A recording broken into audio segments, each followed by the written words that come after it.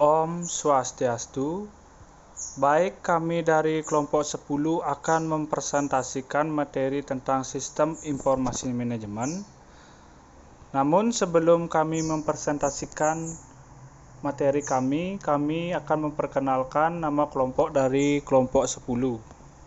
Yang pertama, saya sendiri Ika Dek Nopandri Putra sebagai moderator. Yang kedua, ada teman saya Ika Dek Yudi Lastrawan sebagai pembicara yang kedua. Dan yang ketiga ada Ikomang Trisna sebagai pembicara yang ketiga.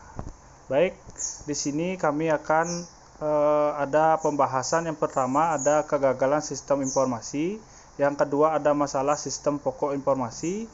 Yang ketiga ada mengukur kesuksesan sistem. Yang keempat ada penyebab kesuksesan dan kegagalan sistem informasi. Yang kelima implementasi konsep.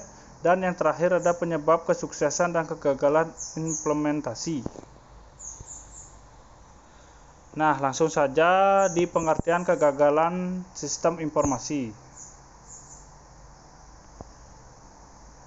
Masalah kegagalan sistem informasi dapat dianalisis dengan mengasumsikan bahwa belajar dari kegagalan sistem informasi akan memberikan pelajaran penting untuk merumuskan strategi sukses bagi perencanaan, pengembangan, pelaksanaan, dan pengelolaan sistem informasi.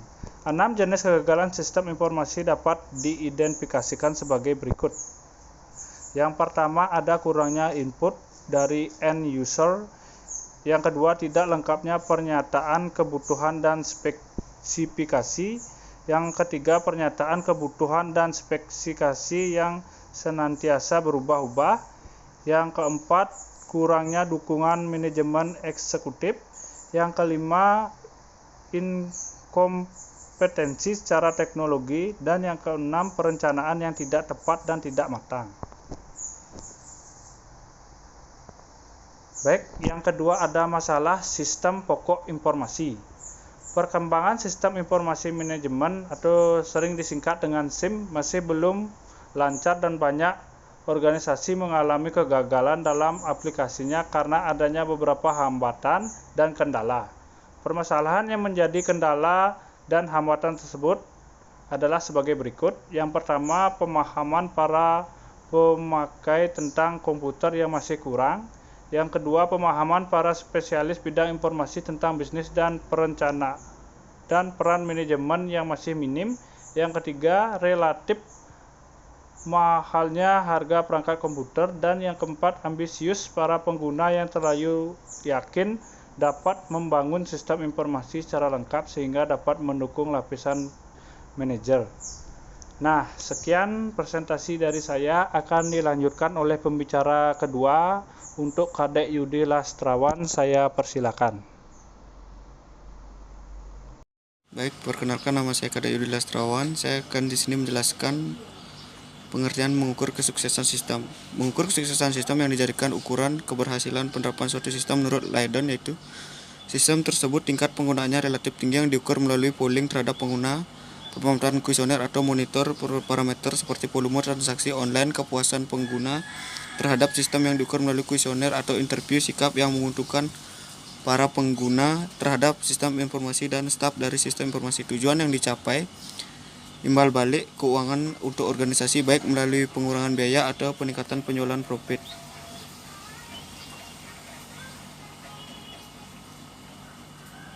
Baik, materi selanjutnya adalah penyebab kesuksesan dan kegagalan sistem informasi.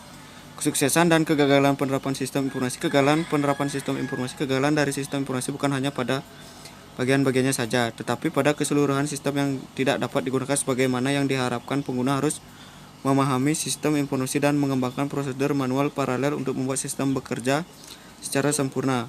Masalah pokok sistem informasi. Terdapat faktor penyebab munculnya masalah pada sistem informasi. Baik, sekian materi dari saya. Waktu saya kembalikan ke moderator. Baik, di sini saya akan melanjutkan materi tentang implementasi konsep. Implementasi berasal dari kata to implement, yang berarti mengimplementasikan. Arti implementasi ialah kegiatan yang dilakukan melalui perencanaan dan mengacu pada aturan tertentu untuk mencapai tujuan kegiatan tersebut. Sedangkan dalam Kamus Besar Bahasa Indonesia, implementasi juga berarti penerapan atau pelaksanaan. Jadi, implementasi adalah tindakan untuk menjalankan rencana yang telah dibuat. Dengan demikian, implementasi hanya dapat dilakukan jika terdapat sebuah rencana. Implementasi juga bertujuan untuk mencapai semua tujuan tersebut. Karena pada pengertian sebelumnya, implementasi berkaitan dengan sistem, maka tujuan implementasi lainnya untuk menguji suatu prosedur dalam kebijakan, menguji kemampuan masyarakat dalam menerapkan kebijakan yang disusun, dan untuk mengetahui keberhasilan kebijakan itu sendiri, sistem yang melalui pengujian akan semakin terjamin untuk pengguna di masa depan.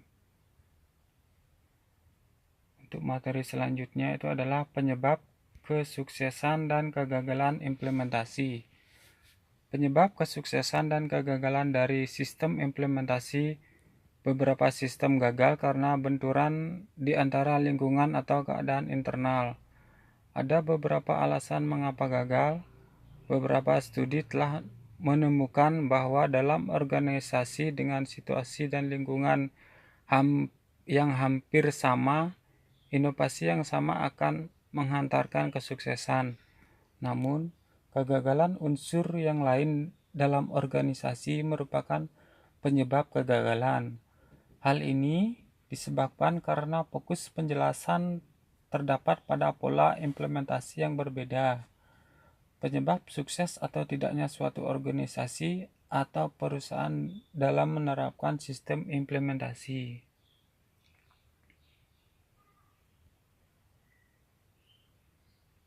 Ada beberapa riset telah menemukan bahwa hasil implementasi secara luas dapat ditentukan oleh faktor-faktor sebagai berikut.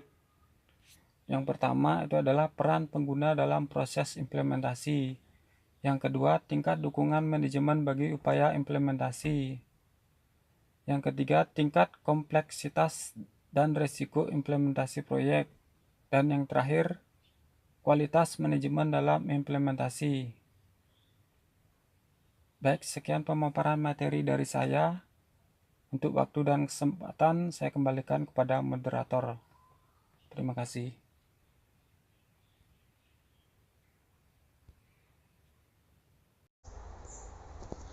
Itulah presentasi dari kelompok 10. Sekian presentasi dari kami. Jika ada kesalahan kata, baik itu disengaja maupun tidak sengaja, kami mohon maaf. Kami tutup dengan Prama Santi.